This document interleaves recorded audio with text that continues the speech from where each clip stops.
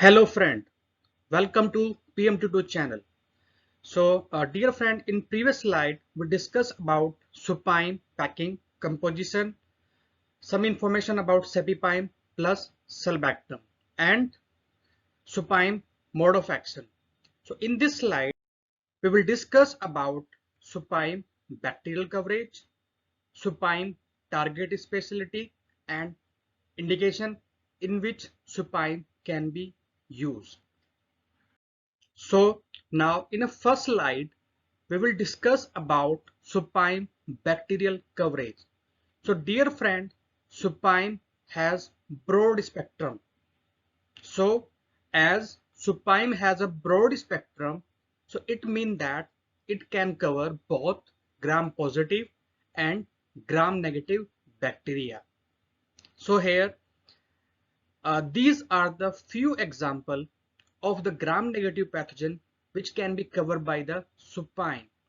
That is Acinetobacter baumannii, Klebsiella pneumoniae, E. coli, and Pseudomonas aeruginosa. Along with that, supine can also cover gram-positive pathogen. That is Staphylococcus aureus and Streptococcus pneumoniae. So here again I would like to say that supine has broad spectrum coverage and can cover both gram positive and gram negative bacteria, and these are the few examples of the gram negative and gram positive bacteria. Now target specialty. So dear friend, basically for the supine we will target physician segment and surgery segment. In physician segment, we will cover consultant physician, chest physician, intensivist, ICU in charge, or another specialty from this segment. Now, surgery segment. In a surgery segment, first we will cover general surgeon, then urologist, then nephrologist, oncologist, and another uh, doctor which is related to the surgery segment. So after the target specialty, now we will study about the indication, in which indication our supine can be used. So basically these are the indication in which our supine can be used. The first one is lower respiratory tract infection. So dear friend, this is the image of our respiratory tract, which is start from nasal cavity, then pharynx, larynx, trachea, bronchi, and lungs. So the part of the respiratory tract below our neck, it is considered as lower respiratory tract. So any infection inside this lower part of our respiratory tract called lower respiratory tract infection. For example, pneumonia. Pneumonia basically is inflammation of lungs, or it is inflammation of lower part of our respiratory tract. So that's why we called pneumonia as a LRTI, lower respiratory tract infection. So now pneumonia or LRTI can be divided into the two part, nosocomial pneumonia and community acquired pneumonia. So here we will discuss about nosocomial pneumonia. So dear friend, nosocomial pneumonia occurring after 48 hours post admission to the hospital. So basically nosocomial pneumonia is possible to all the patients who are already admitted into the hospital. So why this happen? Because the bacteria which is present inside the hospital attack on this patient who is already admit inside the hospital, and unfortunately this patient also having a very weak immunity. So this weak immunity patient, it is a target for the pathogen which is already present inside the hospital. and this bacteria cause nosocomial pneumonia to the admitted patient. Now, second one, community acquired pneumonia. So community acquired pneumonia is very simple pneumonia outside hospital. So the patient which is having pneumonia and they never have exposure of any hospital, here the pneumonia is occurred outside the hospital. This is called community acquired pneumonia. Now, urinary tract infection. So before to discuss on urinary tract infection, we will discuss about urinary tract. So this is the image of urinary tract. So this is start from the kidney, then ureter, bladder, prostate and urethra. So dear friend, any infection inside this urinary tract called urinary tract infection.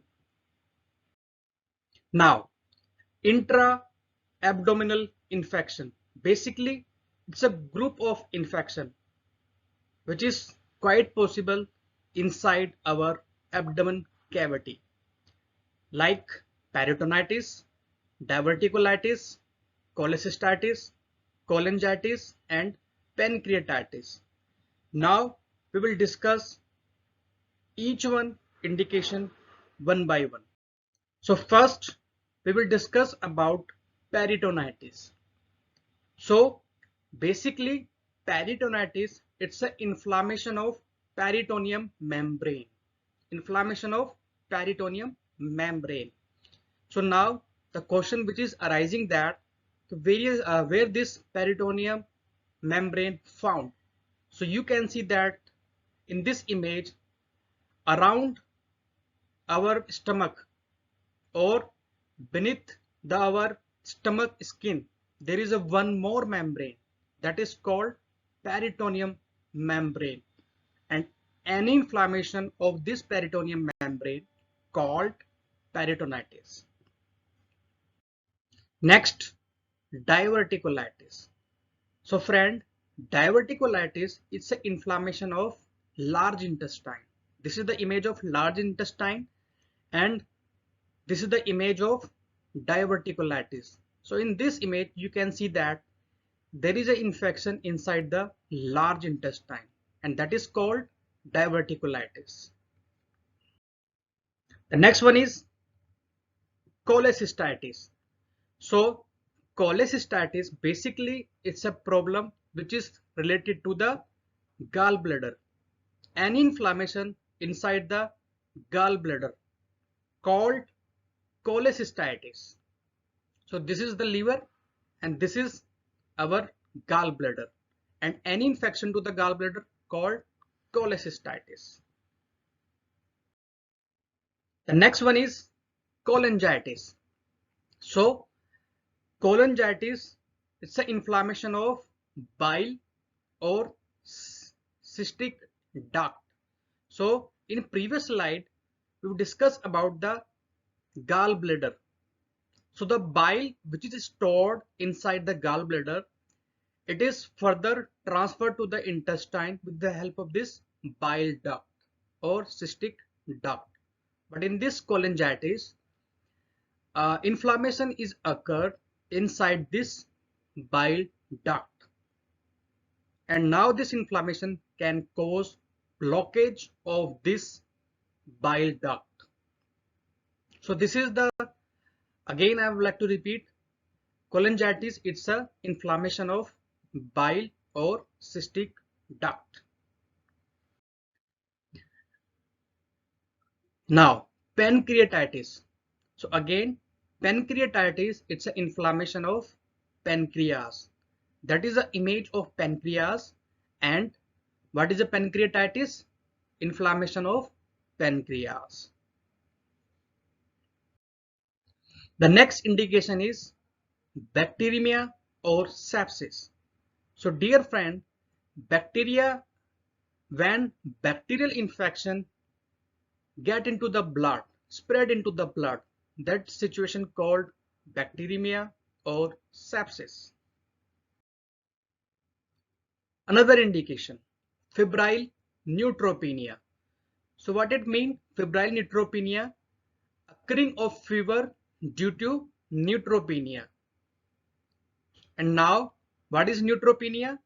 Neutropenia is a condition that means lower neutrophils than normal.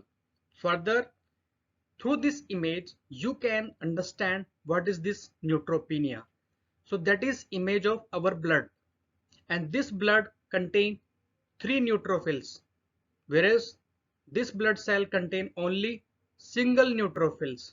So here there is a deficiency of neutrophils, and this deficiency of neutrophils called neutropenia. And because of this deficiency of neutrophils, when fever is occurring, that is called febrile neutropenia. Next one is SSTI. SSTI or skin and soft tissue and muscles.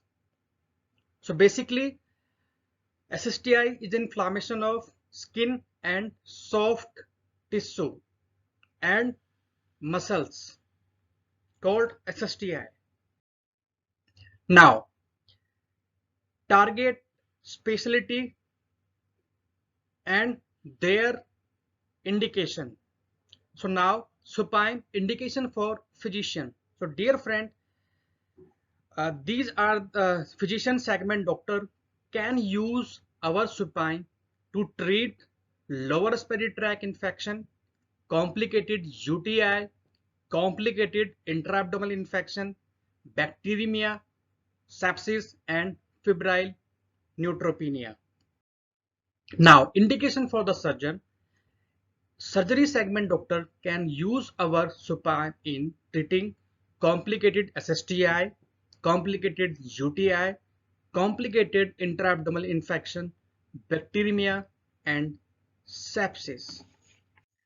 So dear friend, in this video we study about supine bacterial coverage, target specialty, and their related indication. So dear friend, thank you very much for watching this video.